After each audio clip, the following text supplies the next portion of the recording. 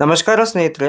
9ನೇ ತರಗತಿಯ ಪಾಠ 3 ಸ್ವಾಮಿ ವಿವೇಕಾನಂದ್ ಈ ಪಾಠದ ವಿವರಣೆಯನ್ನು ನೋಡೋಣ. ಈ ಪಾಠದ ಆಶಯ: ಪ್ರಸ್ತುತ ಪಾಠದಲ್ಲಿ ದೇಶಭಕ್ತ ಸನ್ಯಾಸಿ ಸ್ವಾಮಿ ವಿವೇಕಾನಂದರ ಜೀವನ ಚರಿತ್ರೆಯ ಕುರಿತು ವಿವರಿಸಲಾಗಿದೆ. ಈ ಪಾಠದಿಂದ ಮಕ್ಕಳಿಗೆ ಪ್ರೇರಣೆ ಹಾಗೂ मार्गदर्शन सिगुತ್ತದೆ. भारत के इतिहास में स्वामी विवेकानंद का नाम अमर है. इस वीर सन्यासी ने देश विदेश में भ्रमण कर भारतीय धर्म और दर्शन का प्रसार किया तथा समाज सेवा का नया मार्ग दिखाया. ಭಾರತದ ಇತಿಹಾಸದಲ್ಲಿ ಸ್ವಾಮಿ ವಿವೇಕಾನಂದರ ಹೆಸರು ಅಮರವಾಗಿದೆ. ಇವರು ದೇಶ ವಿದೇಶಗಳಲ್ಲಿ ಸಂಚರಿಸಿ ಭಾರತೀಯ ಧರ್ಮ ಹಾಗೂ ದರ್ಶನಗಳ ಬಗ್ಗೆ ತಿಳಿಸಿದರು ಹಾಗೂ ಸಮಾಜ ಸೇವೆ ಮಾಡುವ ರೀತಿಯನ್ನು ತಿಳಿಸಿದರು.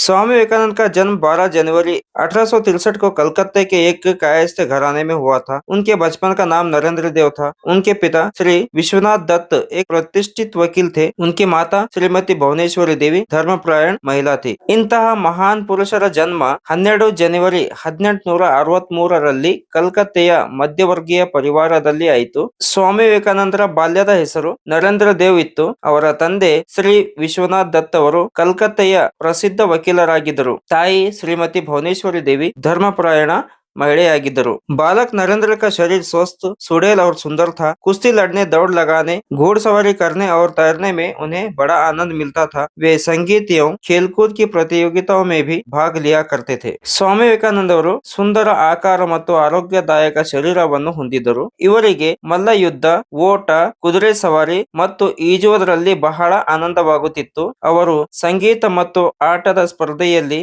ಭಾಗವಹಿಸುತ್ತಿದ್ದರು. नरेंद्र आराम से ही पढ़ाई लिखाई में बड़े तेज थे. वे अपने स्कूल में सर्वप्रथम रहा करते थे. एंट्रेंस परीक्षा में वे प्रथम श्रेणी में उत्तीर्ण हुए थे. बीए की परीक्षा करने के बाद उन्होंने कानून का अध्ययन प्रारंभ किया. इसी बीच उनके पिता का देहांत हो गया. ನರೇಂದ್ರ ಅವರು ಬಾಲ್ಯದಿಂದಲೇ ಓದು ಬರಹಗಳಲ್ಲಿ ತುಂಬಾ ಚುರುಕರಾಗಿದ್ದರು. ತಮ್ಮ ಶಾಲೆಯಲ್ಲಿ ಯಾವಾಗಲೂ ಪ್ರಥಮ ಸ್ಥಾನ ಪಡೆಯುತ್ತಿದ್ದರು. ಅವರು ಪ್ರವೇಶ ಪರೀಕ್ಷೆಯಲ್ಲಿಯೂ ಸಹ ಅವರ ಶಾಲೆಯ ವಿದ್ಯಾರ್ಥಿಗಳಲ್ಲಿ ಕೇವಲ ನರೇಂದ್ರ ಅವರು ಮಾತ್ರ ಪ್ರಥಮ ಶ್ರೇಣಿಯಲ್ಲಿ ಉತ್ತೀರ್ಣರಾಗುತ್ತಿದ್ದರು. ನಂತರ ಬಿಎ ಪರೀಕ್ಷೆಯನ್ನು ಪಾಸ್ ಆದ ಬಳಿಕ ಕಾನೂನು ವಿದ್ಯಾಭ್ಯಾಸವನ್ನು ಆರಂಭಿಸಿದರು. ಇದೇ ಸಮಯದಲ್ಲಿ ಅವರ ತಂದೆಯವರು ನಿಧನರಾದರು. अध्ययन काल में उनकी रुचि व्याख्यान देने और विचारों के आदान प्रदान करने में थी. इसी कारण उन्होंने अपने कॉलेज में एक व्याख्यान समिति बनाई. कई प्रतियोगिताओं का आयोजन भी किया था. पाश्चात्य विज्ञान तथा दर्शन का भी उन्होंने अध्ययन किया था. किशोरावस्था से ही नरेंद्र दार्शनिक एवं धार्मिक विचारों में तल्लीन रहते थे. एक दिन नरेंद्र रामकृष्ण परमहंस के पास पहुंचे और अपनी जिज्ञासा उन्हें कह सुनाई. रामकृष्ण परमहंस नरेंद्र को अपना शिष्य स्वीकार किया. ವಿವೇಕಾನಂದ ಅವರ ಅಧ್ಯಯನ ಸಮಯದಲ್ಲಿ ಎಲ್ಲಕ್ಕಿಂತಲೂ ಹೆಚ್ಚಿನ ಆಸಕ್ತಿ ಭಾಷಣ ಮತ್ತು ವಿಚಾರ ವಿನಿಮಯ ಮಾಡುವುದರಲ್ಲಿತ್ತು. ಈ ಕಾರಣದಿಂದ ಅವರು ತಮ್ಮ ಕಾಲೇಜಿನಲ್ಲಿ ಒಂದು ಭಾಷಣ ಸಮಿತಿಯನ್ನು ರಚಿಸಿದರು. ಅನೇಕ ಸ್ಪರ್ಧೆಯ ವ್ಯವಸ್ಥೆಯೂ ಕೂಡ ಮಾಡಿದ್ದರು. ವಿವೇಕಾನಂದ ಅವರು ಪಾಶ್ಚಾತ್ಯ ವಿಜ್ಞಾನ ಮತ್ತು ದರ್ಶನಗಳನ್ನು ಅಧ್ಯಯನ ಮಾಡಿದ್ದರು. ವಿವೇಕಾನಂದ ಅವರು ಬಾಲ್ಯದಿಂದಲೇ ಧಾರ್ಮಿಕ ಮತ್ತು ದಾರ್ಶನಿಕ ವಿಚಾರಗಳಲ್ಲಿ ತಲ್ಲೀನರಾಗಿದ್ದರು. ಒಂದು ದಿನ ಸ್ವಾಮಿ ವಿವೇಕಾನಂದ ಅವರು ರಾಮಕೃಷ್ಣ ಪರಮಹಂಸರ ಬಳಿ ಹೋಗಿ ಅವರ ವಿಚಾರಗಳನ್ನು ತಿಳಿಸಿದರು. ರಾಮಕೃಷ್ಣ ಪರಮಹಂಸ ಅವರು ಸ್ವಾಮಿ ವಿವೇಕಾನಂದರ ಮಾತು ಕೇಳಿ ಬಹಳ ಸಂತೋಷಗೊಂಡು ಅವರಿಗೆ ತಮ್ಮ ಶಿಷ್ಯನಾಗಿ ಸ್ವೀಕರಿಸಿದರು. स्वामी परमहंस के जीवन दर्शन से विवेकानंद इतने प्रभावित हुए कि उन्होंने अपने गुरु के दर्शनों का प्रसार करना चाहा. जनता को सत्य की राह दिखाने के लिए सितंबर सन 1893 को संयुक्त राज्य अमेरिका गए. ರಾಮಕೃಷ್ಣ ಪರಮಹಂಸರ ಅಮೂಲ್ಯವಾದ ವಚನ ಮತ್ತು ವಿಚಾರಗಳಿಂದ ಸ್ವಾಮೀಜಿಯವರು ಪ್ರಭಾವಿತಗೊಂಡು ಇವರ ಅಮೂಲ್ಯವಾದ ಸಂದೇಶವನ್ನು ಜನರಿಗೆ ತಿಳಿಸಬೇಕೆಂದು ಮನವರಿಕೆ ಆಯಿತು.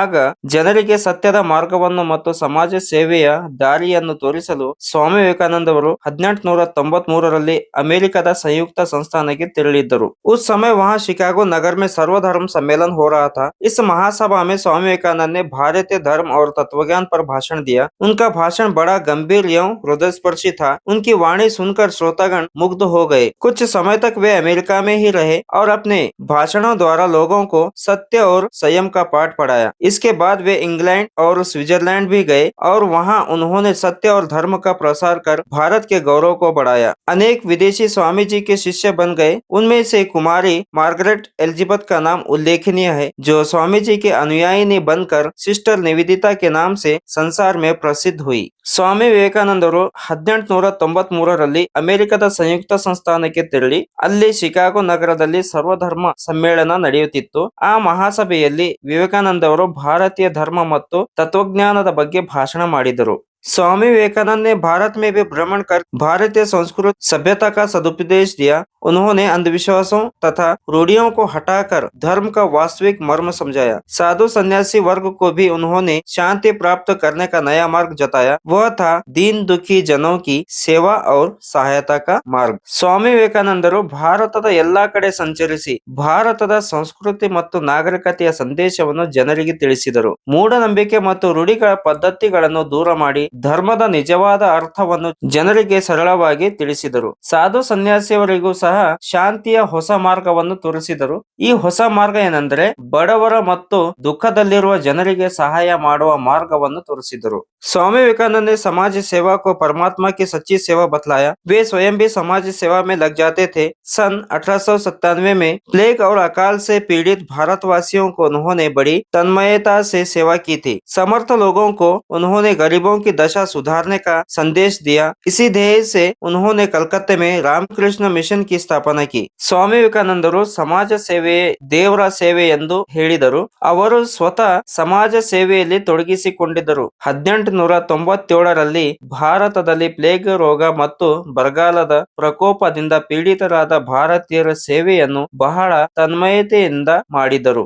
ಯಾರ ಹತ್ತಿರ ಹಣ ಮತ್ತು ಸಂಪತ್ತು ಇದೆಯೋ ಅವರು ಬಡವರ ಜೀವನವನ್ನು ಉತ್ತಮಗೊಳಿಸಲು ಸಹಾಯ ಮಾಡಬೇಕು ಎಂದು ಅವರು ಸಂದೇಶ ನೀಡಿದರು. ಈ ಉದ್ದೇಶದಿಂದ ಸ್ವಾಮೀಜಿಯವರು ಕಲ್ಕತ್ತಾದಲ್ಲಿ ರಾಮಕೃಷ್ಣ ಮಿಷನ್ ಅನ್ನು ಸ್ಥಾಪಿಸಿದರು. स्वामीजी ने अज्ञान, अशिक्षा, विदेशी अनुकरण, दास्ते मनोभाव आदि के बुरे प्रभावों का बोध कराया। उन्होंने अपने भाषणों द्वारा जनता के मन में से हीनता की भावना दूर भगाने का प्रामाणिक प्रयत्न किया। अपने एक भाषण में उन्होंने कहा था कि प्यारे देशवासियों, वीर बनो और ललकार कर कहो कि मैं भारतीय हूँ, अनपढ़ भारतीय, निर्धन भारतीय, ऊंच जाति का भारतीय, नीच जाति का भारतीय, सब मेरे भाई है. उनकी प्रतिष्ठा मेरी प्रतिष्ಠಾ है, उनका गौरव मेरा गौरव है. ಸ್ವಾಮೀಜಿಯವರು ಜನರಿಗೆ ತಿಳಿಸಿದರು, ಅಜ್ಞಾನ, ಅನಕ್ಷರಸ್ಥ, ದೇಶೀಯ ಅನುಕರಣೆ ಮತ್ತು ಗುಲಾಮಿ ಮನೋಭಾವ ನಮ್ಮ ದೇಶಕ್ಕೆ ಹಾನಿಕಾರಕ ಎಂದು ಹೇಳಿ ಇವುಗಳಿಂದ ದೂರ ಇರಬೇಕು ಎಂದು ಸಂದೇಶ ನೀಡಿದರು. ಸ್ವಾಮೀಜಿಯವರು ತಮ್ಮ ಭಾಷಣದ ಮೂಲಕ